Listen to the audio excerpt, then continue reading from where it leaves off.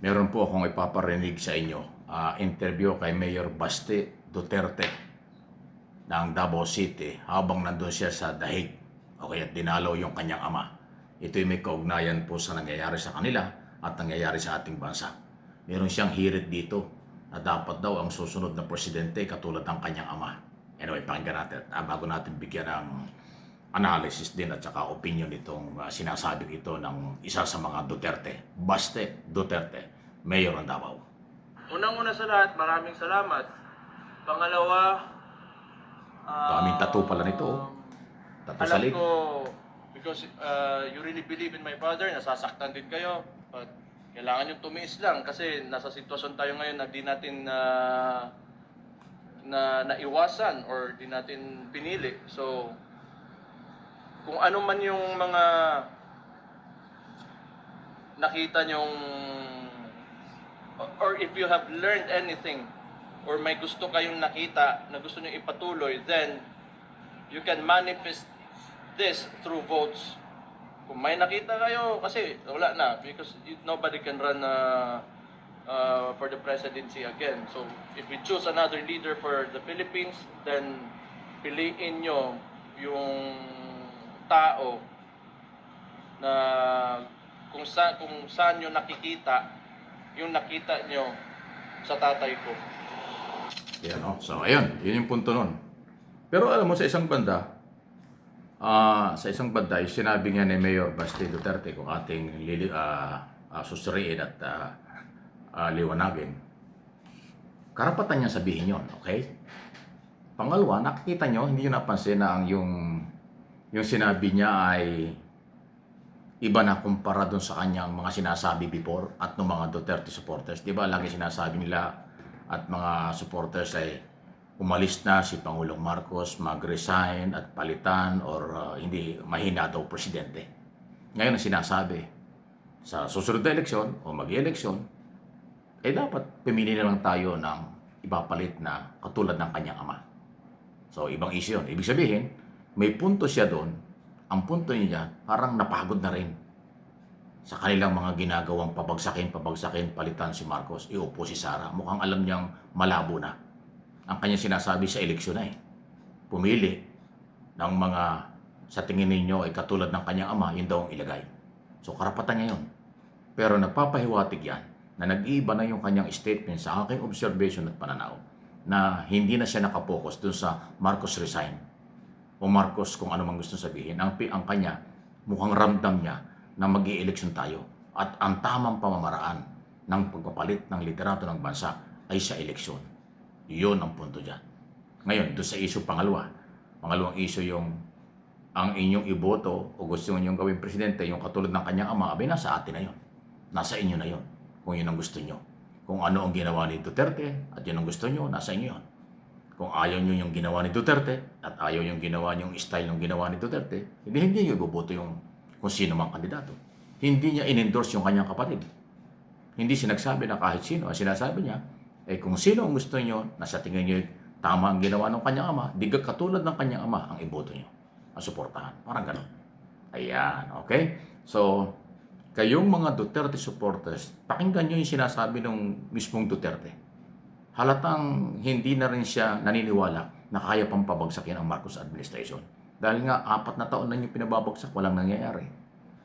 Nagkakawindang-windang. So, at alam natin kung bakit nakakulong si Duterte. Bakit nakakulong si Duterte sa dahil? Dahil nga sa issue ng di umano, paglabag sa karapatang pantao, crime against humanity, ang kanyang kaso. Pilipino ang complainant niyan, hindi Philippine government. Pilipinong kamag-anak ng biktima, naging biktima ng Duterte administration ang nagreklamo dyan. Uulitin ko, hindi politiko, hindi Philippine government, hindi si Pangulong Marcos, hindi kung sino. At yun naman ho ang kinilala ng ICC. Yung Pilipinong biktima at nagreklamo at naghahanap ng hustisya. Si Duterte kaya pinakulong kasi may probable cause, may basihan, kaya kinulong, bibigyan ng due process at nagkaroon na nga ng pre-trial, aabangan natin kung ano magiging desisyon. Lilitisin ba siya o papalayain? Hindi natin alam yan. Okay? So, ayan po yung mga nangyari. So, kayo na po ang bahala. Kayo po yung mas matalino. Alam kong matatalino lahat ng ating mga nanonood, viewers, followers, subscribers sa aking mga channel. Ito yon, Mike Abby Opinions at yung isang channel nating MA Pinay TV. Maging sa Facebook page natin. Malaya po kayo kung ano ang inyong tingin dito sa ganitong mga galaw at statement ng isa sa mga Duterte. Alam naman natin na sila po ay nandiyan sa matinding pagsubok ngayon. Pero alam din naman natin kung bakit sila nangyari sa kanila yan. Kung bakit bakit nakulong ang kanyang ama. At bakit ngayon ay pinag-uusapan yung impeachment naman laban sa kanyang kapatid, ni si Sara Duterte. Hindi po yan harassment, hindi po yan panggigipit, yan ay bahagi ng pagpapatupad ng batas. Kasi dapat ang mga Pilipino ay pantay-pantay na nakikinabang at pinoproteksyonan ng batas. Hindi pwedeng inaabuso ng mga naghahawak ng kapangyarihan ng batas dahil yan ay merong pananagutan. Kaya sila ay pinapanagot dahil may nagreklamo at merong biktima. Ayan ang nangyari. So related naman sa impeachment, si Pulong Duterte pa rin na kanyang kapatid, nagsabing hindi naman daw nagulat sila sa kung anong desisyon ng Committee on Justice sa Kongreso na merong substance, may basihan para litisin, ituloy ang trial, paglitis laban kay Vice President Sara Duterte. Mukhang expected nila. Kaya siguro hindi na sila nag-participate. Alam nyo sa Committee on Justice, kahit hindi ka member ng Committee on Justice, basta member ka ng Kongreso, pwede kang sumali sa mga question and answer. Hindi ka lang allowed mag-participate pag butuhan na.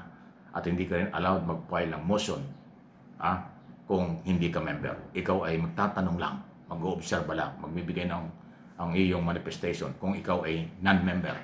Ay si Pulong Duterte, hindi ko alam kung member, hindi naman siya dumating. Yung isang Duterte, yung mga Maka-Duterte na mga taga Davao City, hindi rin naman dumating.